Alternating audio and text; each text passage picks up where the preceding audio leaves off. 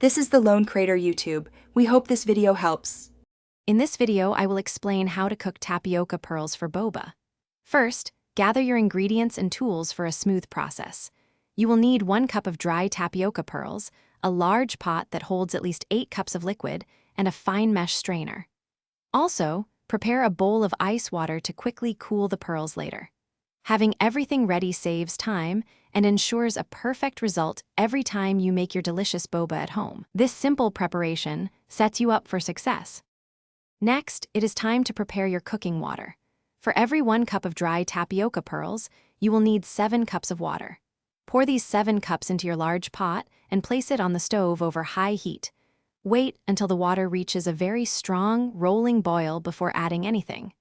This high temperature is crucial because it helps the pearls cook evenly and prevents them from clumping together. Patience here ensures the best texture for your boba. Now, carefully add your tapioca pearls to the vigorously boiling water. Make sure to stir them right away to prevent them from settling and sticking to the bottom of the pot. Keep the water at a rolling boil throughout the cooking process. You will cook the pearls for approximately 25 to 30 minutes. They are done when most of the pearl looks clear and translucent, with only a small, almost invisible, white core remaining in the center. This indicates perfect softness. Once your pearls are cooked to that ideal translucent state, turn off the heat, but keep the pot covered.